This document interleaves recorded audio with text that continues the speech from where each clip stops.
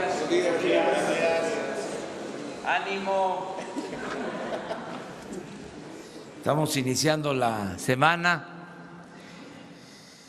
Bueno, hoy vamos a informar sobre una decisión que hemos tomado, considero importante, llena de simbolismo. Hemos tomado la decisión de que deje de ser prisión la isla madre, la isla María. Es un penal que data de la época de Porfirio Díaz, 1905,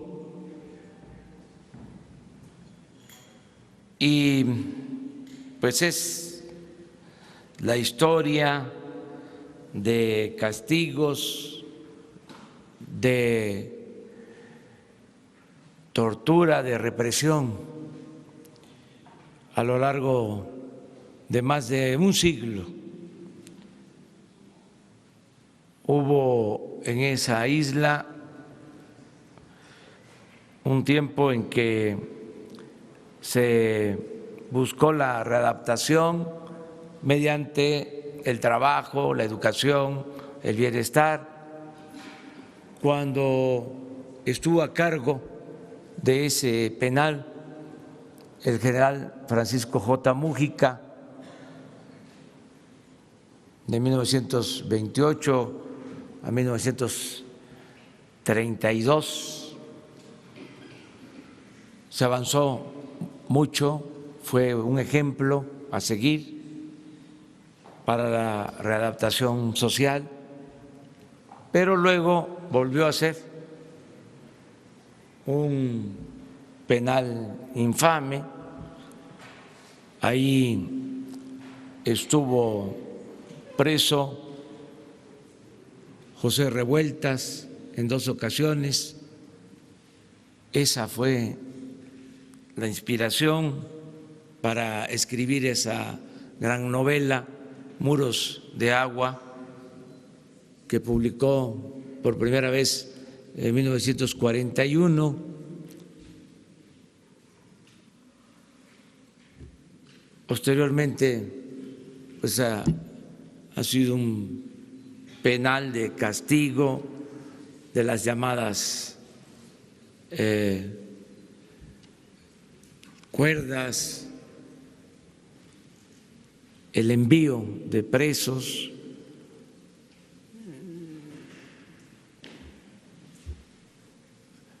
violación de derechos humanos, el último motín se presentó en el 2003 porque se sobrepobló la isla con 8,000 reclusos. Ahora hay 600 presos de baja peligrosidad. Vamos a liberar a más de 200 porque ya cumplen con lo que establece la ley, y otros van a ser reubicados en penales, en cárceles cercanas a sus domicilios. Los trabajadores de la isla van también a ser reubicados, y la isla se va a convertir en un centro para las artes, la cultura y el conocimiento sobre el medio ambiente, la naturaleza, la flora, la fauna de esa isla, de las otras islas también, que están a su alrededor, la isla Magdalena, Cleofas, es uno de los lugares naturales más bellos de México y va a ser una isla para los niños y para los jóvenes, campamentos para ir a conocer, desde luego, la historia de cómo esos modelos de castigo deben ir desapareciendo. No olvidemos que uno de los dirigentes más importantes de nuestro tiempo, Nelson Mandela, estuvo 27 años en prisión y la mayor parte de ese tiempo en una isla como esta isla María, Madre. Entonces, ya no ese tipo de castigo. Los seres humanos, aunque algunos piensen distinto, no son malos por naturaleza, son las circunstancias las que llevan a algunos a tomar el camino de las conductas antisociales. Si tenemos una sociedad mejor, no habrá necesidad de cárceles. Tenemos que tener más escuelas, menos cárceles. Por eso, ayer viajamos a las Islas Marías, me acompañaron el secretario de Seguridad Pública, el secretario de la Defensa, el secretario de Marina, la secretaria de Medio Ambiente, me acompañó el secretario de Turismo, el responsable del sistema penitenciario, el subsecretario de Gobernación, encargado de Derechos Humanos, y los gobernadores de Nayarit y Sinaloa.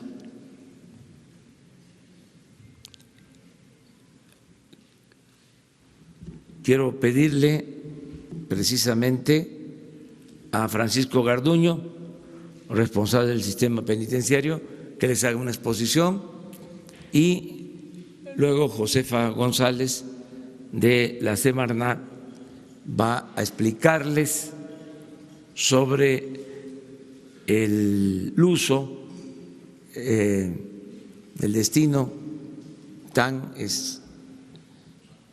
importante, trascendente que van a tener las Islas Marías en el futuro.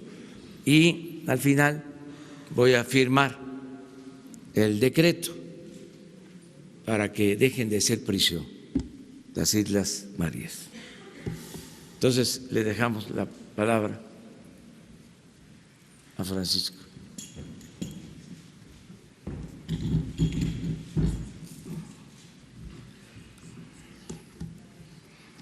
El día de hoy se inicia una etapa más en estas Islas Marías.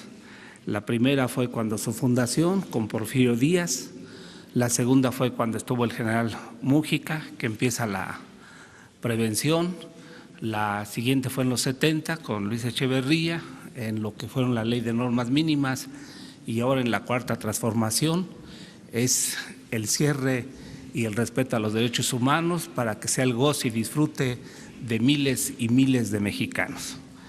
En este caso ya el señor presidente acaba de señalar los antecedentes, nada más complementarlos y señalar que en 1905, por decreto del presidente Porfirio Díaz, las Islas Marías se destinaron al establecimiento de la colonia penal. Era la tendencia de hacer islas en estas en estos territorios alejados de los continentes. Era una corriente que en Francia tenía la Guayana Francesa, aquí donde estuvo Papillón, esa película que ustedes recuerdan, en Alcatraz, y era similar a esa tendencia. En el 20, el presidente Álvaro Obregón mandó encarcelar a delincuentes políticos opuestos a su régimen. En el 39, el presidente Lázaro Cárdenas firmó el decreto para que el penal quedara bajo la responsabilidad de la Secretaría de Gobernación. Durante la década de los 40 y 50, llegaron a las Islas Marías las primeras familias de los presos a vivir con los sentenciados. En el 50, en la década en la que se confinaban los reos más peligrosos, surgiendo el mito de la prisión más cruel e inhumana. En el 70, con el presidente Luis Echeverría, que visitó el penal y ordenó convertirlo en un modelo de readaptación social. En 2010 se destinó el archipiélago formalmente como un complejo penitenciario. En 2011 se incorporaron los 4 ceferezos, hay 4 adentro de la isla madre, solamente una isla es la que está ocupada por los ceferezos, las demás siguen sin habitar, siguen vírgenes, y es el ceferezo de Bugambilias, el Aserradero, la Laguna del Toro y Morelos. Está ocupada actualmente por PPLs, o sea, personas privadas de su libertad, con seguridad media y alta, circunstancia también que favorece la habitabilidad de las islas, toda vez que también en el 2014 se dio un motín, había un sobrecupo casi de 8,000 y se tuvo que deshabitar y bajar la población de los internos.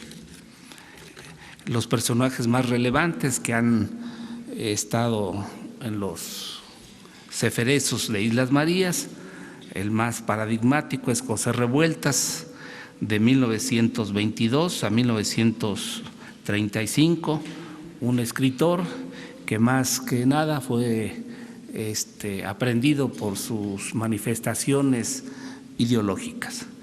Después también la madre Conchita, por ustedes conocido, que fue la autora intelectual de el asesinato de Álvaro Obregón. Pancho Valentino es un criminal que asesinó a un cura y saqueó una iglesia aquí por hoy la colonia Escandón. José Ortiz Muñoz, alias El Sapo, es uno en aquel entonces de los más sanguinarios, que mató a un migrante cubano de puñaladas. Ricardo Martínez Perea, 2012, fue un general de brigada y es comandante del ejército mexicano. Jorge Hernández Castillo, alias el Caguamas, que ha sido uno de los presos que ha estado mayor tiempo en las Islas Marías, salió únicamente para morir.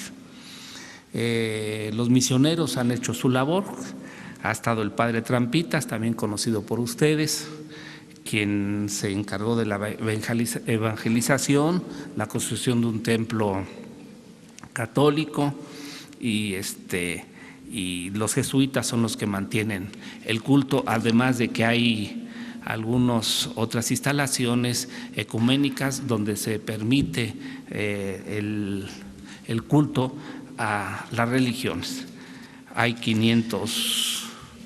656 actualmente, mismos que van a ser trasladados a los domicilios más cercanos a su domicilio.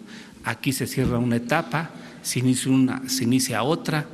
Decirles que durante los 113 años que ha estado Islas Marías han estado 45 PPLs. Y yo considero que nada más en un año pueden asistir a las Islas Marías como campamentos de educación ecológica, más de 50,000, que el costo-beneficio para el disfrute de esta área natural protegida tendrá que ser pues considerado y evaluado en este tránsito de acabar con un sistema penitenciario e iniciar una etapa diferente en esta casualmente cuarta transformación y cuarta etapa en Islas Marías. Eso sería todo. Perdón, señor presidente. También les paso yo, no pudimos traer, pero se va a montar una exposición de histórica de las islas.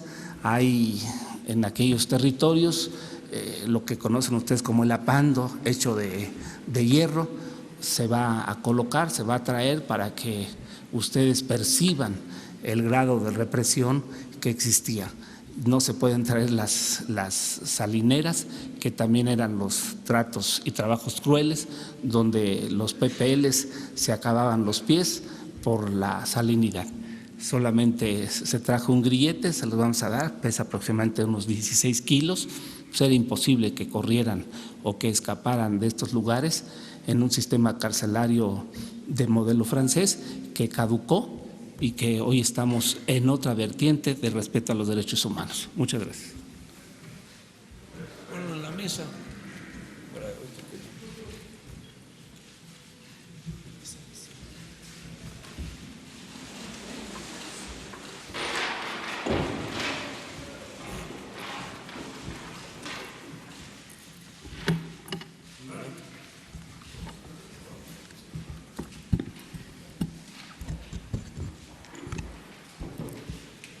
Muy buenos días.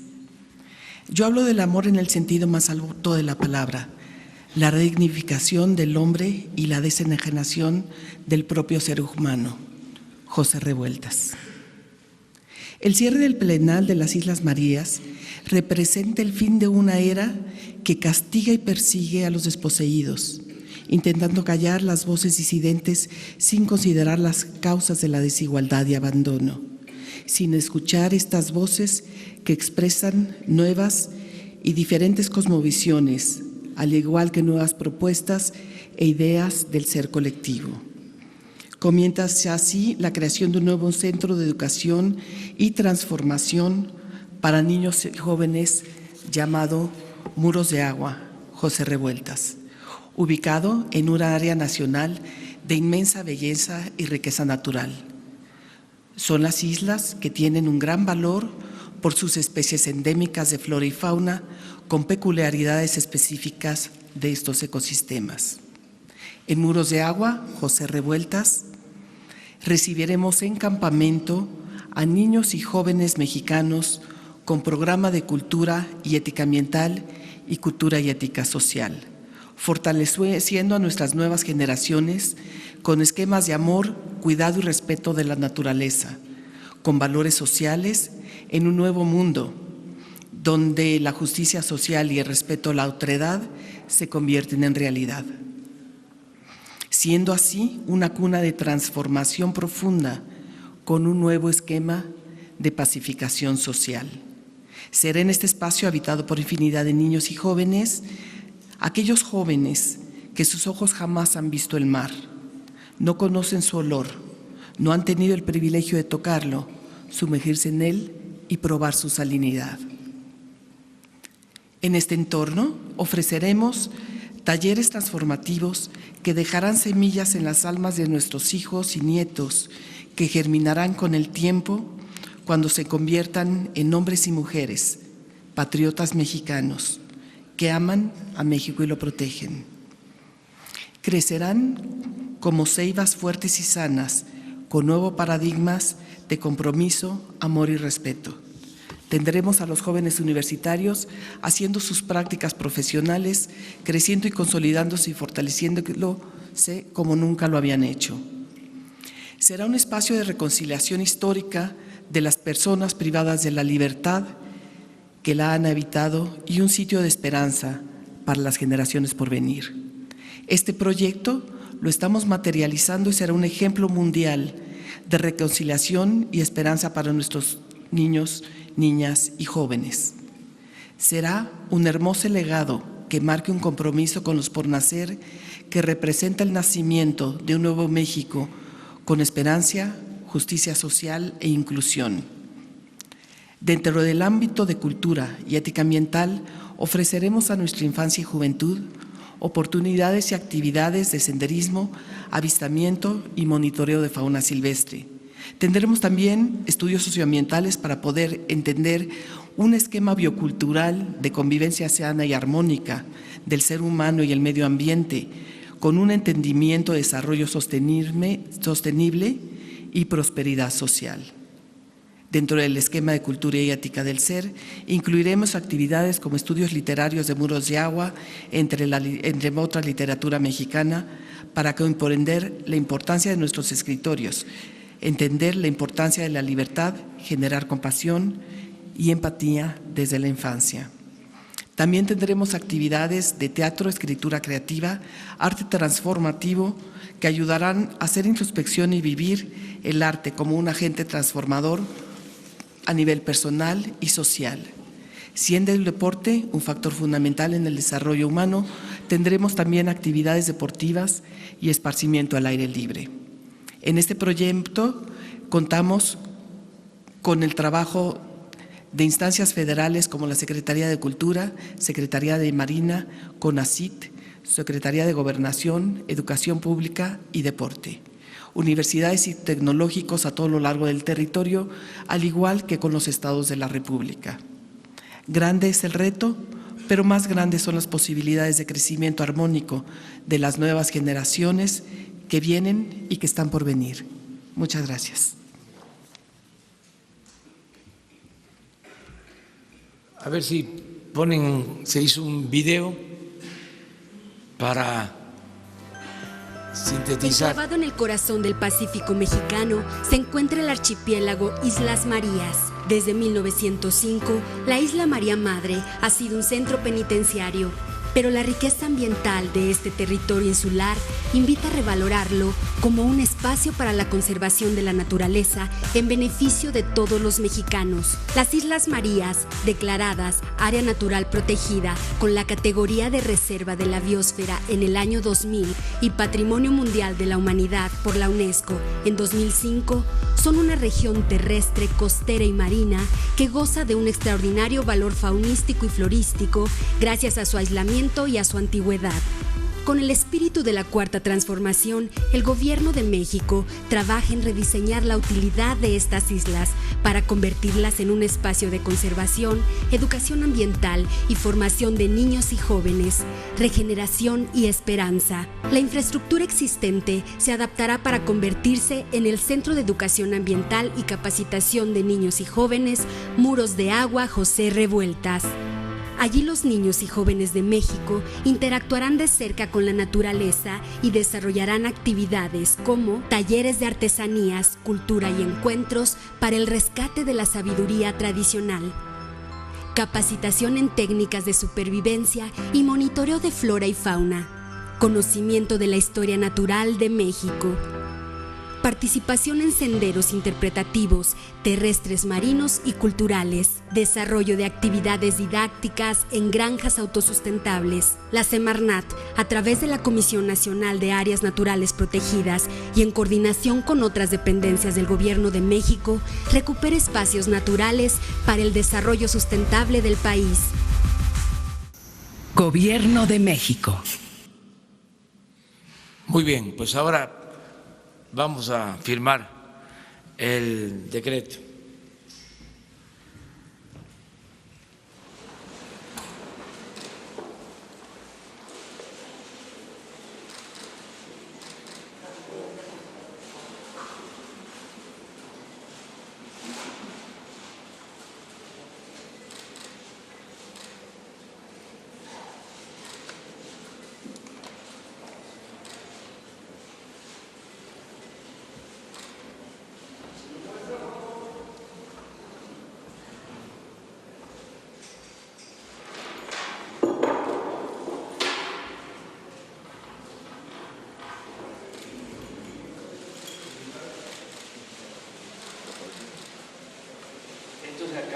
A la derecha, esto está a la izquierda.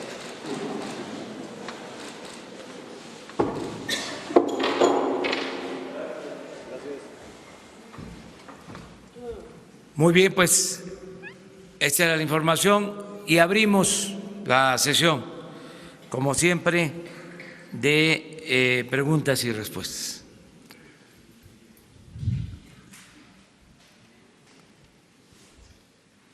Buenos días, presidente. Aprovechando que está el responsable del sistema penitenciario aquí con nosotros, me gustaría que nos hiciera alguna reflexión sobre el estado en el que se encuentran el sistema penitenciario federal. Conocemos de sobra algunas de las anécdotas y experiencias que hablan pues, de las corruptelas y de cosas anómalas que han ocurrido en el pasado. Si nos pudiera ofrecer alguna reflexión sobre este asunto.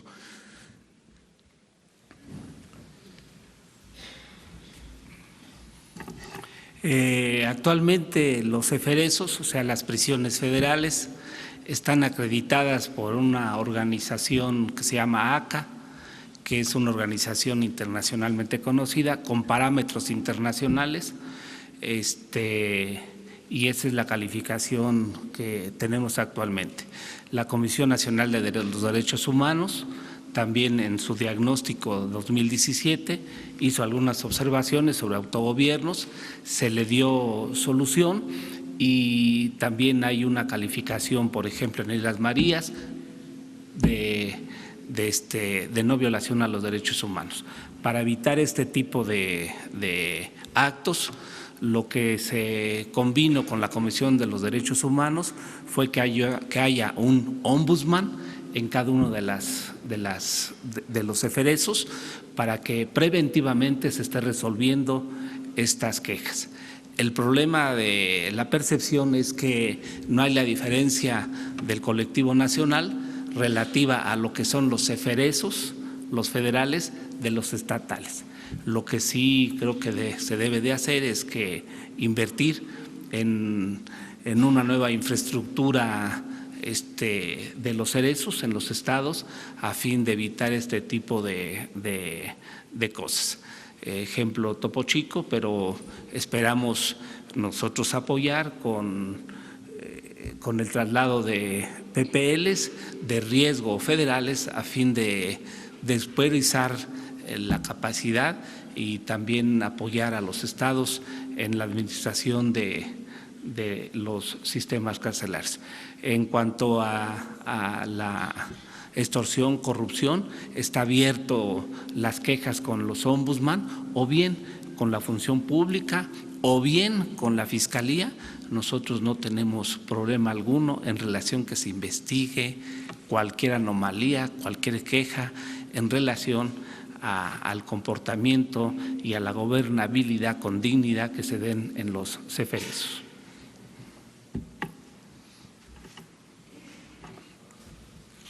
A ver, ya que estamos en este tema, que es importante, a ver, Francisco, en los reclusorios federales hay, vamos a decir, espacios, no tenemos sobrepoblación, no los problemas siempre en los reclusorios es el hacinamiento. Me gustaría que informaras cuántos internos están en las cárceles federales y cómo está la situación en los reclusorios estatales en cuanto a población. La capacidad de los eferesos en el país es de 41,000 espacios. Tenemos actualmente 19,000 espacios ocupados.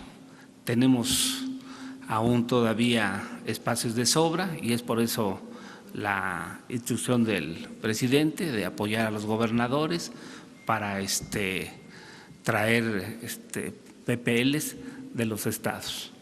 Esto tenemos 211,000 PPLs en todo el país, o sea, el resto es de los estatales y entonces hay una sobresaturación en los penales llamados centros estatales, que actualmente no todos, porque también hay que ver cuál es la estadística de penitenciaria en cada uno de los estados. Hay, por ejemplo, en Nayarit que están con sobresaturación en Jalisco, en Nuevo León, en Ciudad Juárez, de los que tienen una hay unos que también guardan aún espacios y mantienen una política y una estabilidad a pesar de que no han llegado al tope de la capacidad de reclusión de estos. Entonces, yo creo que debemos ser compatibles. Se celebra una conferencia nacional penitenciaria, que esta se celebrará dentro de un mes. En esta participan todos los responsables de los sistemas penitenciarios cerezos y ceferezos, y ahí, como políticas públicas, se aterrizan y se ven lo que haya convenido los secretarios de Seguridad Pública de los estados, y en el sistema penitenciario darles también seguimiento, acordar protocolos, acordar apoyos de apoyos fiscales para sus proyectos del sistema penitenciario, y ahí se debate y se acuerdan políticas generales a fin de concertadamente iniciar políticas. Esto es también muy reciente, de acuerdo con el sistema oral y también con la ley de ejecución penal. En este caso, anteriormente la autoridad del sistema penitenciario es quien tenía la atribución total de la administración de los PPLs, actualmente no. Nosotros somos una autoridad ejecutora y el juez de control es la autoridad ordenadora. Está judicializado y entonces hay equilibrios en las tomas de decisiones de estos sistemas. Razón por la cual también es un mecanismo de control del sistema judicial dentro de los sistemas penitenciarios, y ellos son los que deciden en veces cuál es la ubicación y dónde debe estar un PPL, ya sea en el proceso de investigación o procesal, o bien una vez que se dicta la sentencia, dónde debe compurgar esta. Entonces, este es el sistema, está en una página de internet, la información en el sistema penitenciario. También ustedes tienen el acceso a la estadística del INEGI y a otros sistemas estadísticos que llevan el comportamiento de los PPLs de reciente información. Casi cada mes se está cambiando, porque así como ingresan, también así salen. Solo que nos pudiera precisar el nivel de sobrepoblación en los penales estatales, ¿a cuánto asciende? ¿Para cuántos cupos hay y cuántos hay actualmente? Hay ahorita, les comentaba yo, 211,000 PPLs en el sistema estatal. Entonces hay una sobresaturación. Ellos tienen una capacidad de casi 200,000 internos. Lo demás, los 19 son presos federales, que o bien que no sean presos federales, pero que sean PPLs del fuero común, pero por su peligrosidad o por estar vinculados a delitos de mayor riesgo, son trasladados a reclusorios de máxima seguridad, como son los que se administra el gobierno federal. Bueno, y presidente, yo tengo una pregunta para usted, es de otro tema, pero aprovechando la oportunidad, en los últimos días ha mencionado esta postura de retirar dinero, retirar financiamiento a las organizaciones sociales. Estuvimos revisando la ley de egresos de la Federación, el presupuesto. Hay dinero, mucho dinero destinado a la Secretaría del Bienestar y específicamente a una institución que se llama Indesol. Este instituto tiene un programa que se llama Coinversión Social. Lo estuvimos revisando, tuvimos algún acercamiento con delegados, con funcionarios de diversos estados, y se nos refiere que sigue funcionando este programa de coinversión social que está destinado a otorgar recursos a las organizaciones sociales. La pregunta es, ¿qué va a pasar con este programa que tiene ese enfoque? Porque además sabemos que era utilizado por gobernadores, por esposas de gobernadores, por delegados y responsables de ese programa para atraer recursos. ¿Qué va a pasar con este, presidente? Miren, ya di a conocer hace 2 días un memorándum, una circular, para que no se transfieran recursos del presupuesto a organizaciones sociales, a sindicatos, a organizaciones de la llamada sociedad civil, ONGs, a asociaciones filantrópicas que llevan a cabo acciones en beneficio de personas. Ya nada de eso se va a permitir. Todo el apoyo del gobierno, el ejercicio del presupuesto, se va a entregar de manera directa a los beneficiarios. Y es parte de la reforma administrativa que estamos llevando a cabo. Y tiene razón en lo que dice. Existe este instituto que maneja recursos con ese propósito, ya no va a tener estos fondos porque la gente está recibiendo los beneficios de manera directa. Ahí en lo que era la Sedesol, por ejemplo, hay un instituto para la atención a personas con discapacidad. La verdad, un aparato administrativo con muy pocos fondos. Ahora las personas con discapacidad están recibiendo 14,000 millones de pesos. Entonces, ¿para qué el organismo?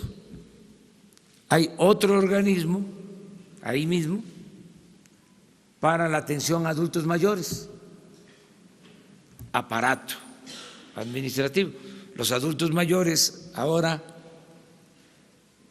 van a recibir este año 120,000 millones de pesos. Sin embargo, en todas las dependencias, en todas las secretarías, existen estas oficinas. Es una manera de simular de que se atendían los problemas de los grupos vulnerables, de la gente necesitada. Pero era pura simulación. El gobierno estaba convertido, en el mejor de los casos, en una universidad. Todo era testimonial, todo era de laboratorio, todo era experimental.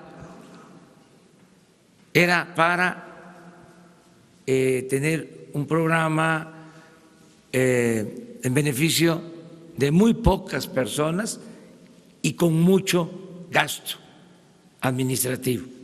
Entonces, todo eso se está eliminando.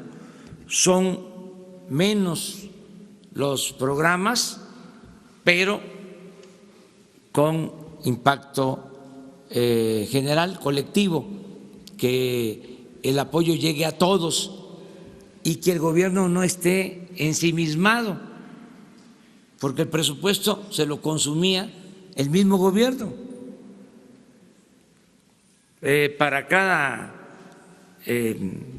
organismo de este tipo, director general, subdirector, jefe de departamento, encargado de proyecto, asesores,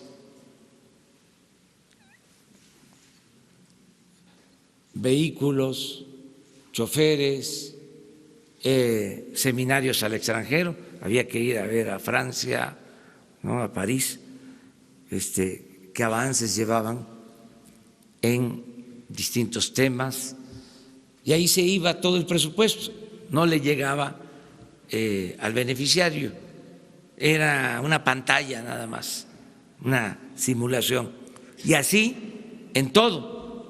Entonces, por eso tomamos la decisión, se termina y tienes razón, ya no van a haber esos recursos, ya existe un memorándum con este propósito y aplica parejo, no es nada más para un sector de la población, sino para todos los sectores de la población. Estamos buscando la manera, por lo pronto, de reducir considerablemente el gasto, la inversión de estos organismos. Es como los organismos autónomos, es lo mismo, es una gran farsa, que por cierto ya tengo la información y hoy se las vamos a entregar, de que sí existe conflicto de interés en el caso del presidente de la llamada Comisión Reguladora de Energía. Sí existe y hoy vamos a entregar los documentos y no debería de estar ahí. Y no es porque nos cuestionó, no, es más profundo el asunto. Es que se engañó al pueblo de México, haciendo creer de que se necesitaban instancias autónomas de expertos, independientes, porque el gobierno no podía atender los asuntos relacionados con la Comisión Federal de Electricidad y con Pemex. Entonces se crearon todos esos organismos de personas, no generalizo, pero en la mayoría de los casos subordinados a una manera de pensar,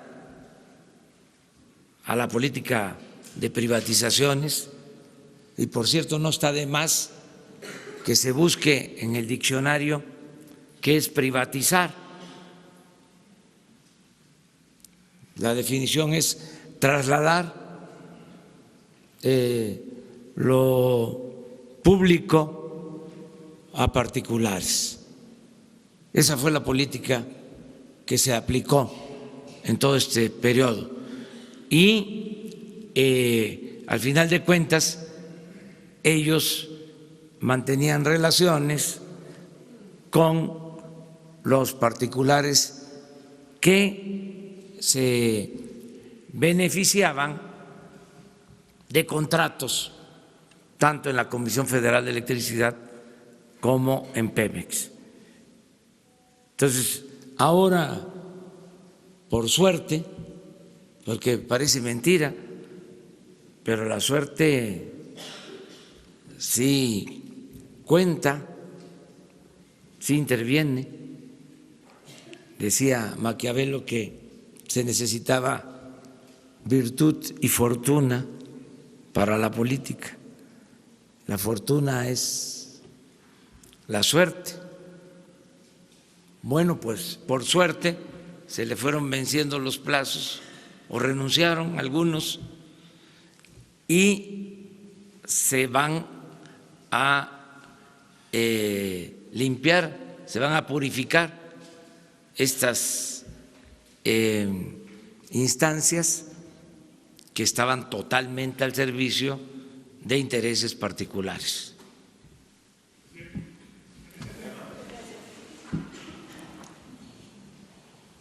Gracias, señor presidente. Nancy Rodríguez, del sitio Oro Sólido en Redes. Si me permite, qué bueno que está el secretario y la secretaria Blanco. Al secretario, si nos hace favor, si nos podría informar cómo va lo del tianguis turístico, qué empresas son las que van a participar en la organización. Recordaremos que en sexenios anteriores pues era de amiguismo y moches, ¿no? La designación de estas empresas. También su viaje de FITUR, qué resultados trae para México y que no se quede nada más en un boletín, porque antes pues nada más se usaba eso, ¿no? En un boletín informar y no se detallaba. Y también cómo ve Europa la puesta en marcha del Tren Maya, cómo sintió él a los inversionistas en relación a esto. Y por último, si me hace favor la secretaria del Medio Ambiente, si nos pudiera comentar algo, si se tiene previsto incorporar algo especial, innovador en los planes de estudio de primarias o nivel básico sobre el medio ambiente. Gracias, presidente. Con su permiso, señor presidente. Lo que corresponde al próximo tianguis turístico, en primer lugar se da cumplimiento a la promesa de campaña del presidente cuando era candidato de seguir haciéndolo en forma rotativa, una ocasión para Acapulco y la siguiente en otro lugar donde se decida a través de un jurado que ya fue dado a conocer a través de la publicación en el Diario Oficial. Este próximo tianguis será del 7 al 14 de abril en el puerto de Acapulco. Ya está el 100% de la participación de los 32 estados, de todos los estados del país, pero también ya también se cuenta con más de 400 suites vendidas. Hay más de 28 países que han participado. Este es dato del viernes, sigue en aumento. Hay más de 50 corporativos y 180 suites de corporativos. Es decir, de acuerdo al dato comparativo con el mes del mismo año anterior, con el tianguis que se celebró allá en Mazatlán, se cuenta con buena perspectiva y habrá unas gratas sorpresas para los participantes. Lo que representó la participación en FITUR, la feria más importante, a donde están 170 países, allá en Madrid, España, y en donde se cuenta con el stand de México, se participó y se tuvo reuniones con los 15 propietarios de las cadenas hoteleras españolas, en las que nos plantearon algunos puntos de vista que estamos resolviendo, pero también nos reunimos con los inversionistas más importantes de España y de turoperadores, en donde sigue marchando el turismo español. Aunque el turismo español está en la 6ª posición, ya que otros países de Europa lo rebasaron, como Reino Unido, que ya ocupa el primer lugar de país emisivo hacia nuestro país con 550,000 turistas.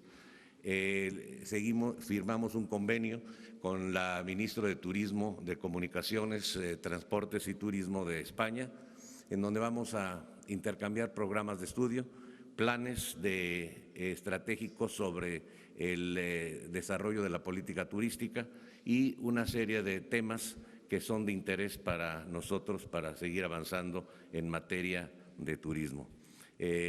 ¿Cuál era la otra pregunta?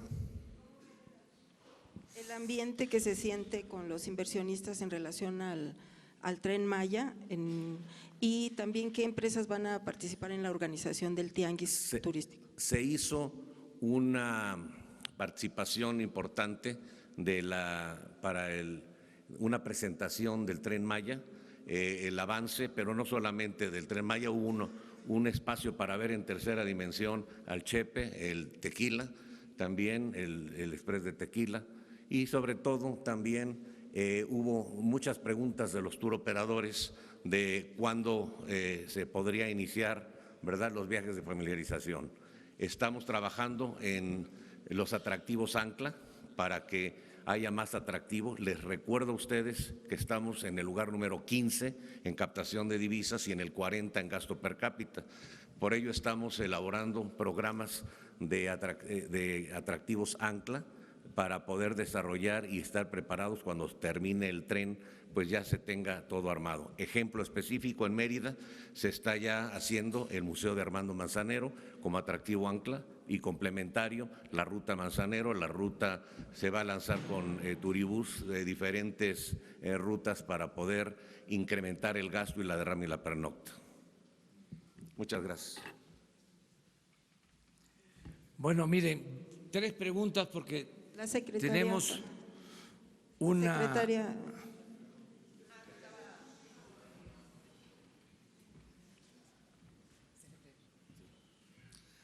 Muchas gracias por tu pregunta. El Centro Muros de Agua José Revueltas está conectado y es un trabajo transversal que estamos haciendo entre varias secretarías. Está participando educación, está en cultura, entonces es un trabajo transversal en donde todos tienen que ver. Si nosotros incidimos en los programas educativos, nosotros tenemos una voz que es escuchada por el secretario Esteban Moctezuma, por medio de Educa, que es Secadesu, para asegurarnos que hay una educación ambiental, que es una de las prioridades educativas de este gobierno. Muchas gracias.